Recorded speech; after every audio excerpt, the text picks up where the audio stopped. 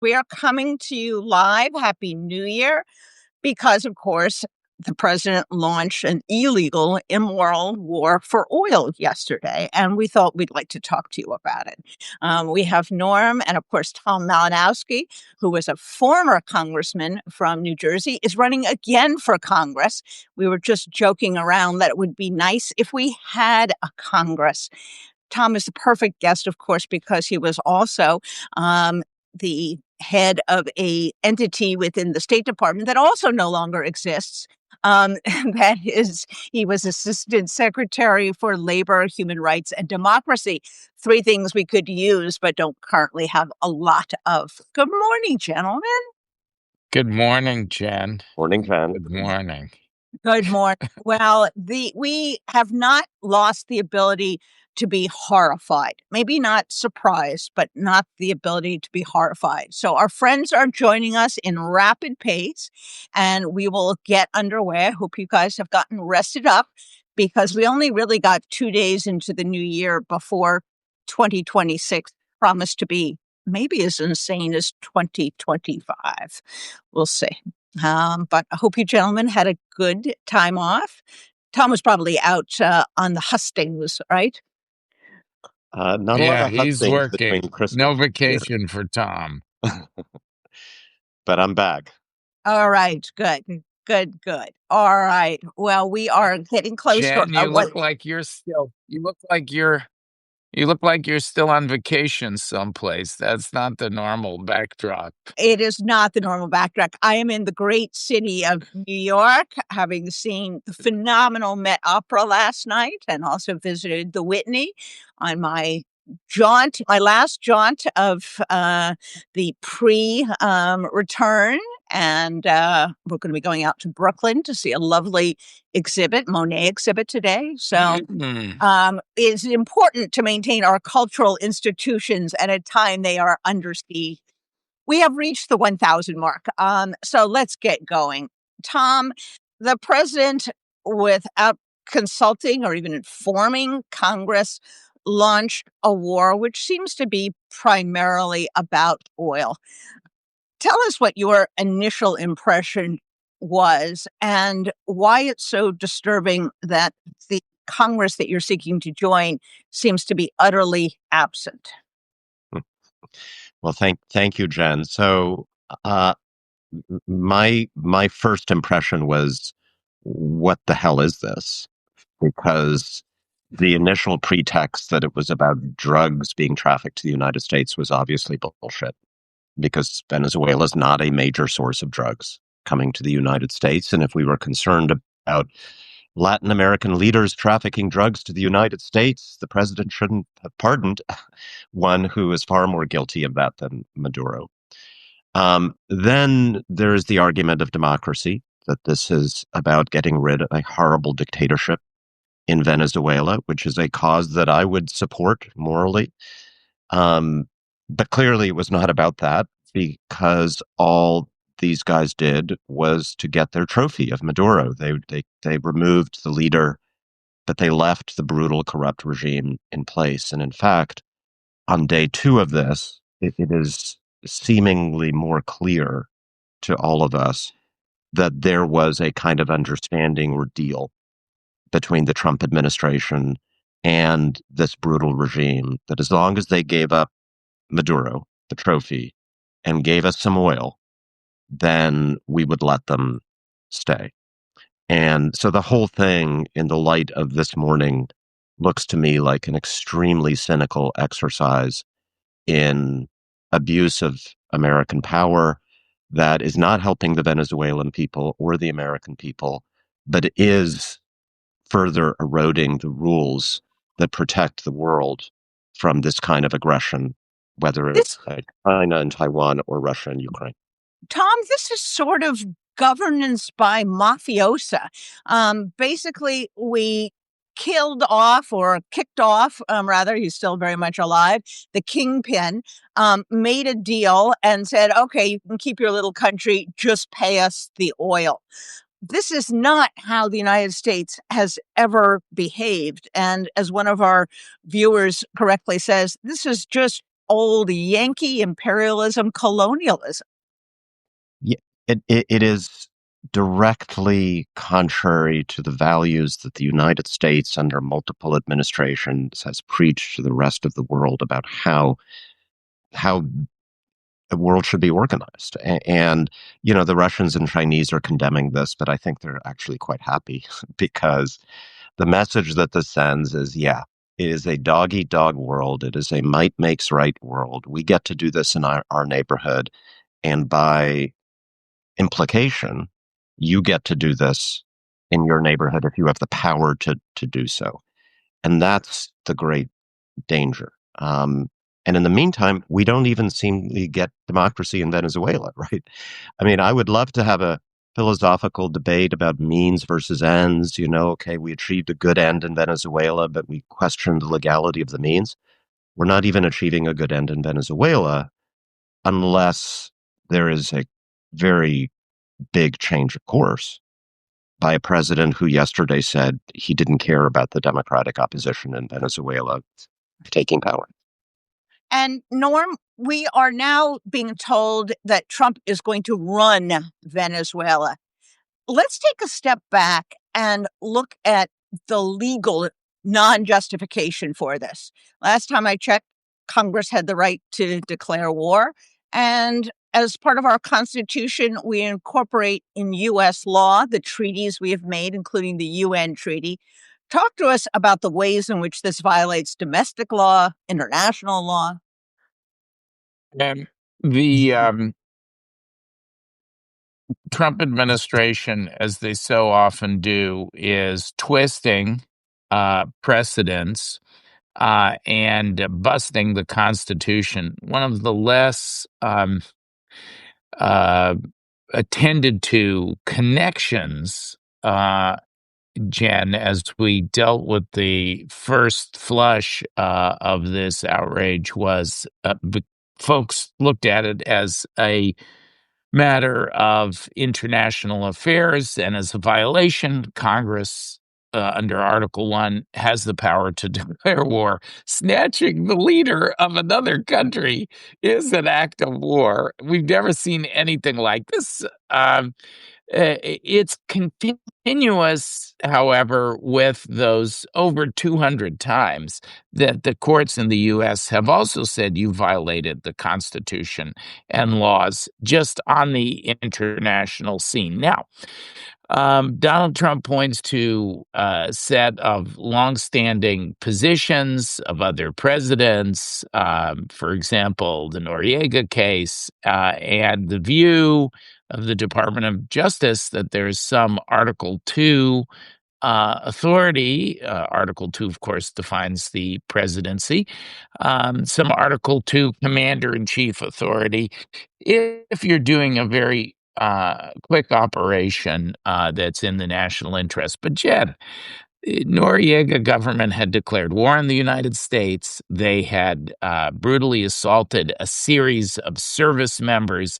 The predicate was entirely different. You can't compare that to running into a country and snatching its leader. And we know that there's a reason for the Constitution, for the War Powers Act, which also attempts to put some boundaries on this.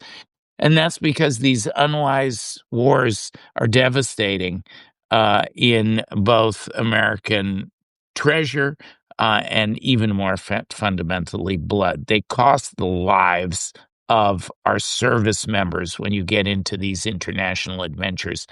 And last point, we often talk about Donald Trump as kind of the dunce cap dictator. He's not very good at this. He scratched his authoritarian itch to grab Maduro. He claims he's going to run the country. There's no plan to run the country. It's gotten repudiated by the leadership that's there. If he's truly going to do that, that is going to be a very, very dangerous and risky business for Americans. That's why we have these rules to prevent foolish interventions like this one. And then there's the hypocrisy that Tom points out. So it doesn't make any sense as a legal matter. Tom, we can certainly cite Donald Trump. He is solely responsible for this reign of terror and this autocracy. But the Republicans in Congress practically invited him to do this. They have voted down war powers resolutions on this very item. They have refused to confront him really on any of his constitutional mischief. What should they be doing? Let's say, for sake of argument, you're in Congress and the Democrats have the majority. What should they be doing? So my take on the legality of all of this is that if there's a posted speed limit of 55 miles an hour, but the police won't stop you until you're going 80, the speed limit is 80. It's not 55. And as a practical matter, whatever the Constitution says, if the Congress of the United States, decade after decade, does not assert its authority over the use of force by presidents, then de facto this becomes legal until Congress decides to stop just complaining, but to actually do something to take back its authority, which is one reason I'm running for Congress this time Yes. around. What Congress should do, and let's start now. Let's not wait until Yeah. next January. I don't. Norm is absolutely right. There was a vote in the United States Senate to prohibit Donald Trump from doing this, and that vote failed. So, like, that was a statement from Congress, an unfortunate one, but it was a statement.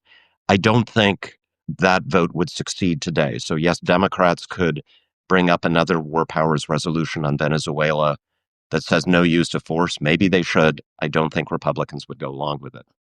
But here's what I think they should do. I think the Democrats tactically should be aligning themselves right now with the Venezuelan American community and with those Republicans who genuinely and sincerely support the cause of democracy in Venezuela, and to say you cannot lift sanctions on the Venezuelan oil industry. You cannot take steps that allow Trump's oil company friends to go in there and exploit the country until there's an actual transition to the Democratic opposition that Trump yesterday denounced. I think that splits off Republicans, particularly those in Florida that have large populations of Venezuelan Americans living in their districts. I would focus on this craziness of we're going to run the country and we're going to take the oil, because that's where we can build a coalition, even in this Congress, that could prevail. And then second, if I were there right now, um, I would be taking even more seriously today Trump's threats against our NATO allies, including Denmark, over Greenland. And I would introduce a privileged resolution prohibiting the use of force against any U.S. treaty ally anywhere in the world. By privilege, those kinds of resolutions, what that means is that they have to get a vote. I believe we'd win that vote in both the House and the Senate. And in so doing, send a message that the U.S. Congress is stepping up and that there is an alternative voice for America in the world in Capitol Hill. It's not just Donald Trump. So those are two things that would work. The Congress, of course, has the power of the purse, although you wouldn't know it from the rescissions and from its dutiful, really rubber stamping of whatever Trump puts up there. What, Tom, would you do with the power of the purse? Would you not use it to deny military occupation, to cut off funding for further bombing of boats? How does the power of the purse work in here? Because Trump presumably has to pay for this in some way.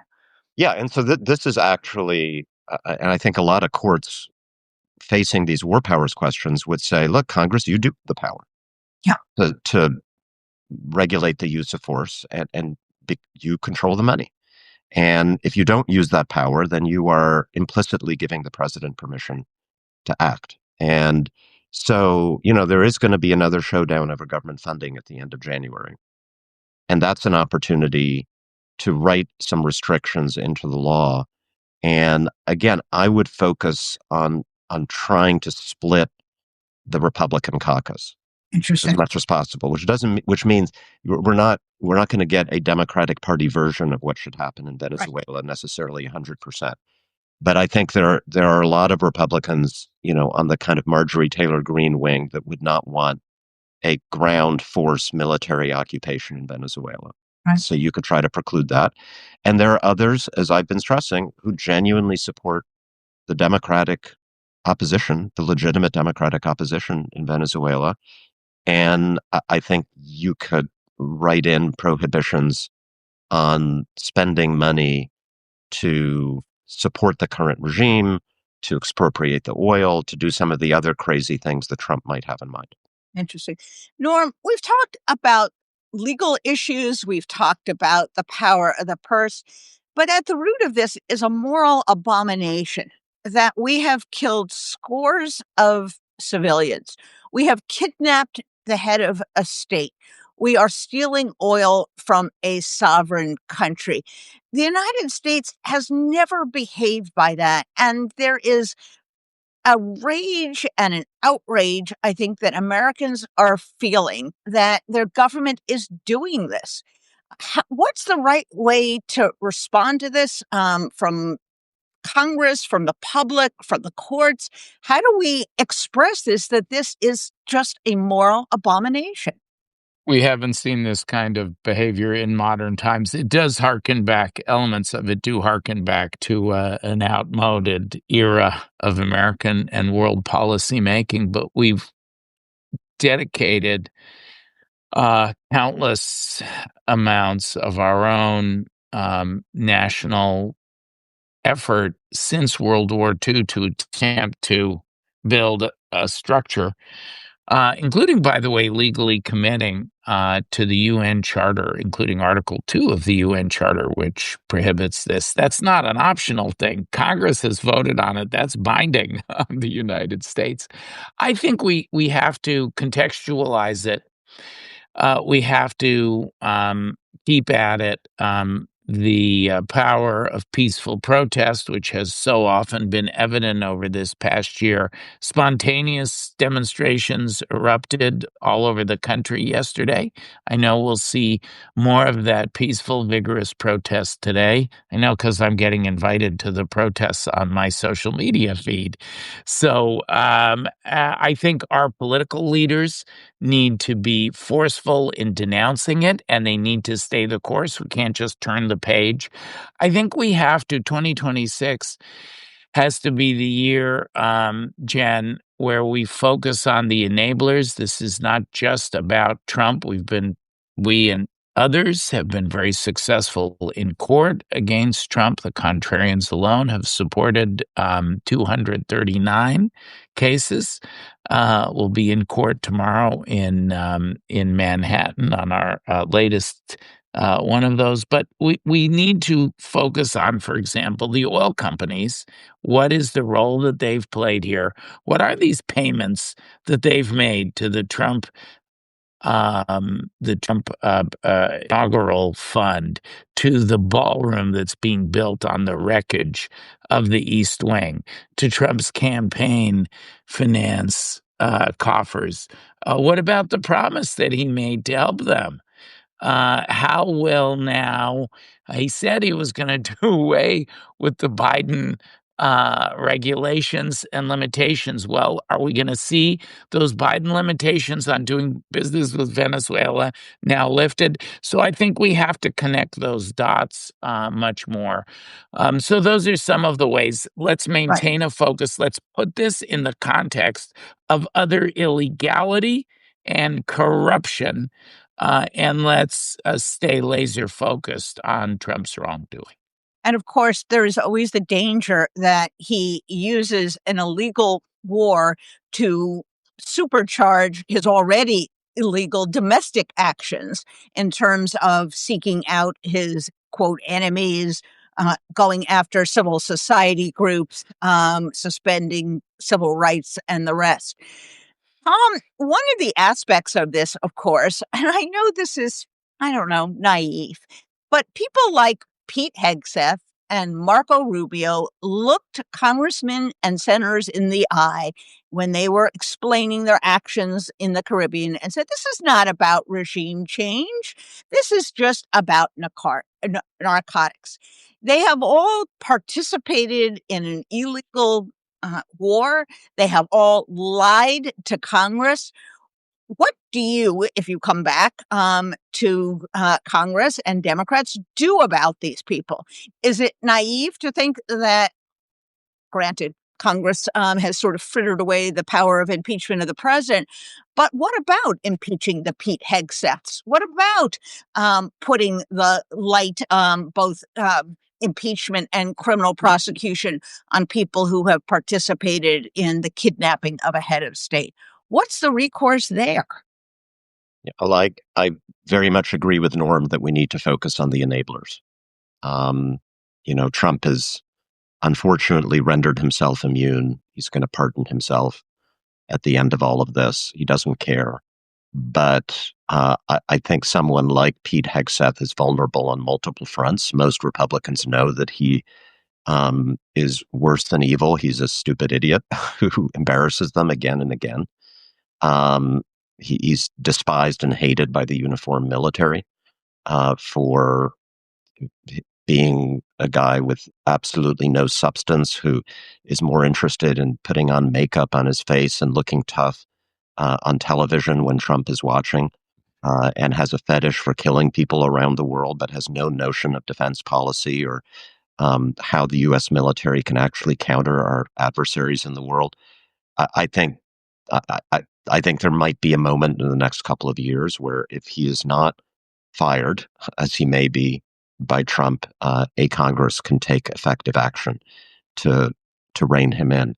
So again, I'm about being effective, Yeah. and seizing those opportunities to split the Republican MAGA coalition. And Trump is going to give us more and more of those opportunities. This attack on Venezuela is not something that the MAGA faithful were 100% behind for obvious reasons. I want us to be smart and tactical in the larger cause of restoring democracy and accountability in America. Absolutely. Friends, we're talking, of course, about the illegal, immoral abomination, the unilateral decision of Trump to go to war with a sovereign country, steal its oil, kidnap its president. We're talking about the moral aspects, talking about the legal aspects, and Tom, who is running for Congress, has presented some very smart ideas on a political front. Norm, we also have a peculiar situation in which some people on the right, like Marjorie Taylor Greene, who very much opposed adventurism and said she was for whatever America First proposes, and many Democrats have a shared common cause. It may be distasteful in the long term, but in the short term, I think the strategy has to be to find those Republicans who are outraged by this and figure out ways to throw sand in the gear and throw the war machine into reverse. Do you think that there are Republicans, as Tom does, who we can, at least on this issue, get some traction with? Well, we know Tom Massey and in the House and Rand Paul in the Senate have spoken out about it. Others, Mike Lee, terrible Mike Lee, he initially did a tweet, and Rubio called him in a hurry. He's like, oh, no, never mind, never mind. Rubio has assured me that this accords with conservative principles.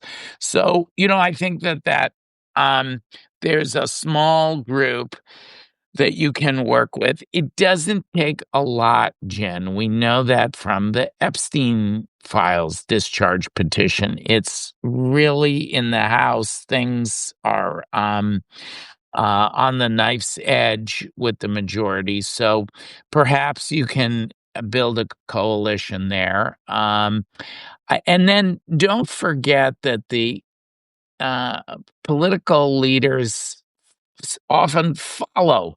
So don't forget the public. And the public is scratching its head and saying, wait a minute, why are we going to war with Venezuela when I've got sky high prices here? The president promised to fix and hasn't done. So there is a sense of abroad in the public, and you see that in Trump's abysmal polling and the abysmal polling of his party.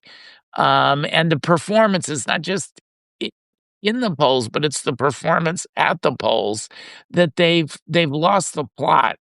The MAGA movement led by Trump. So I also think you need to appeal to more commonsensical voices. And we had a poll yesterday on this adventurism with supermajorities not only of Democrats but independents, and even a substantial number of Republicans opposed to this criminal Venezuela adventure. Right.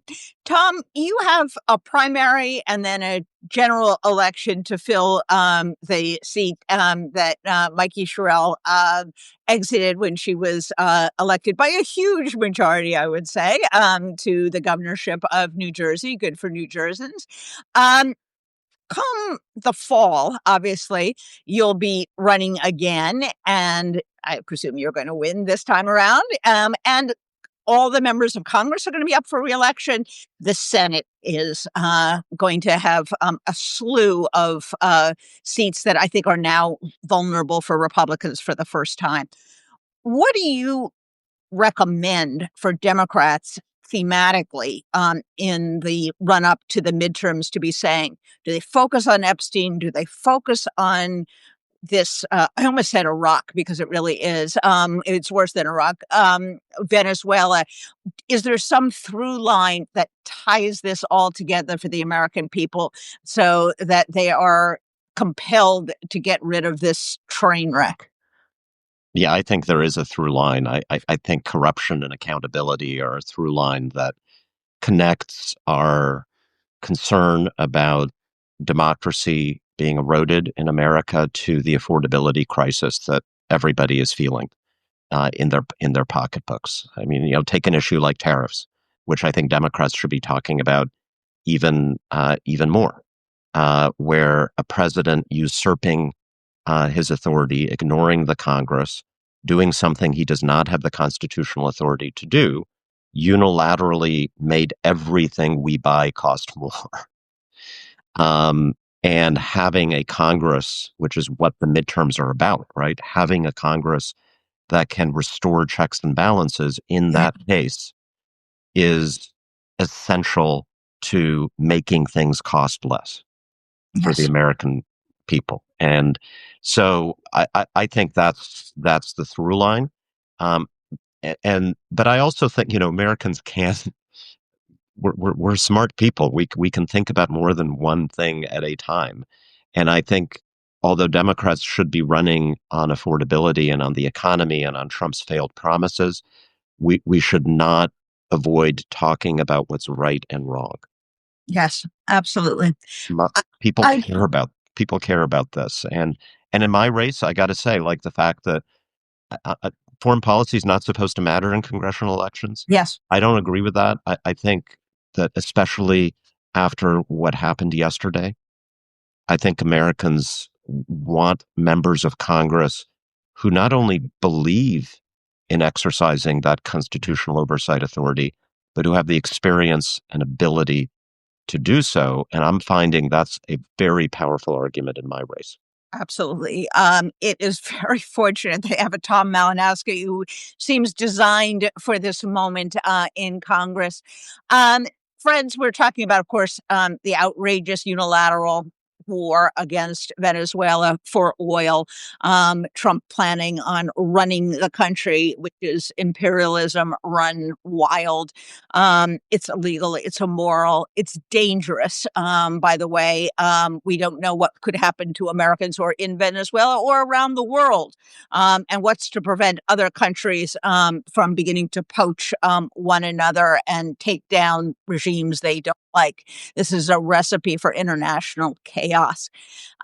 Norm, as we reach the end of our time, Tom, I think, is exactly right in making this about corruption.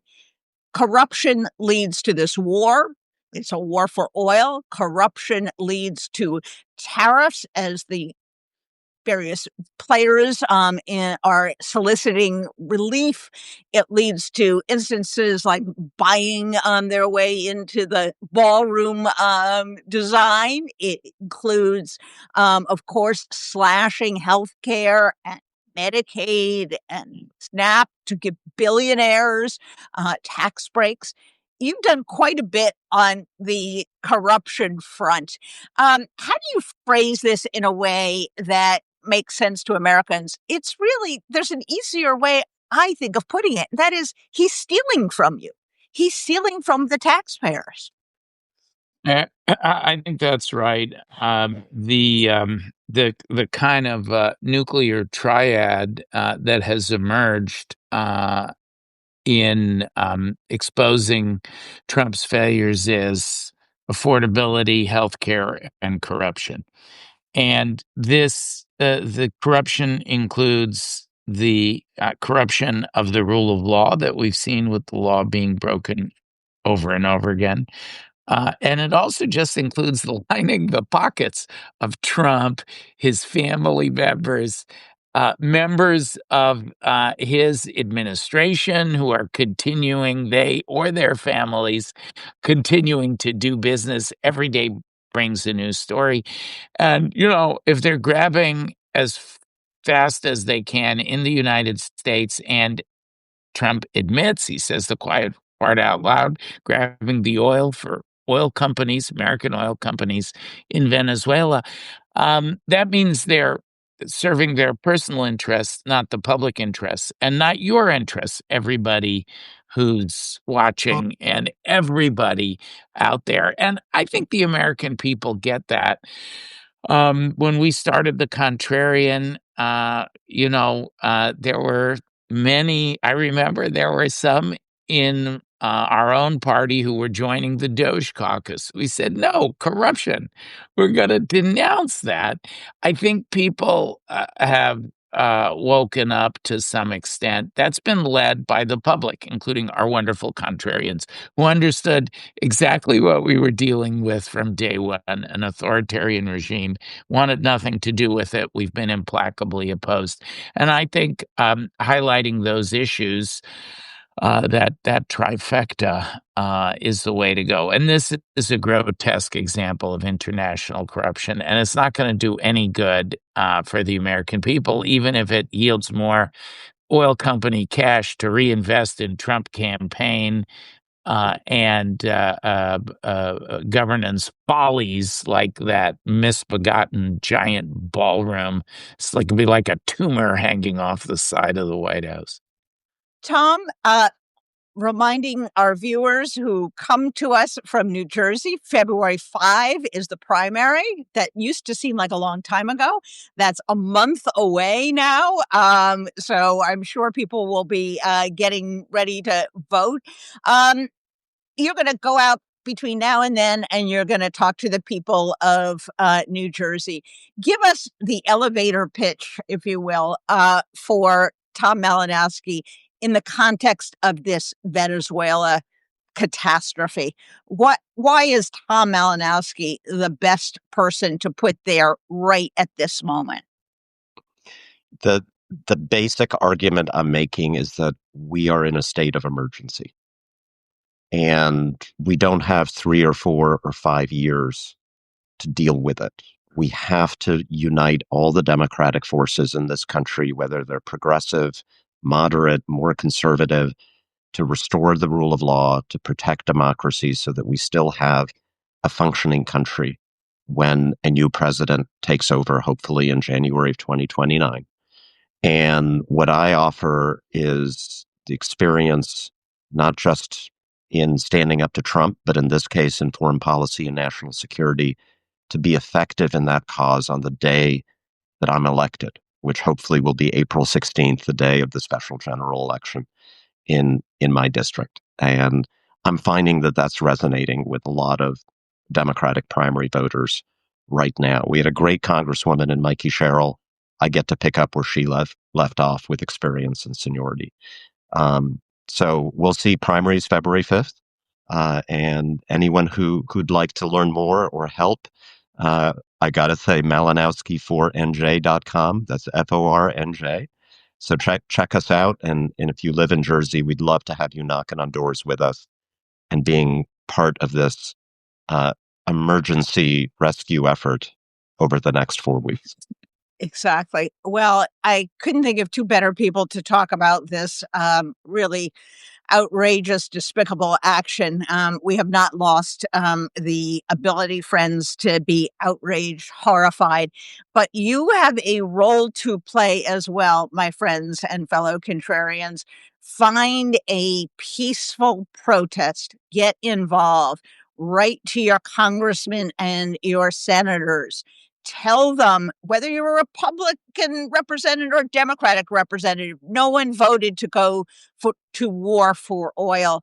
And of course, if you could find it in your heart in 2026 to become a paid subscriber, this is the kind of coverage we can bring to you instantaneously. And we hope with a level of sophistication that you don't get at places like, what was that channel that Walter Cronkite used to have, CBS, I think it was. No, you're not going to get this from the legacy media. But friends, thank you for joining us on a Sunday morning. Norm and I will be back on Monday with a special guest, Coffee with Contrarians, to talk about all of the legal ramifications and what we're doing, what you can do. And in the meantime, best of luck to Tom. Thank you for joining us on very short notice. We really appreciate it. And have a great Sunday, friends. We will see you tomorrow. Bye-bye. Thank you, Jen. Thank you, Norm. Hi, guys.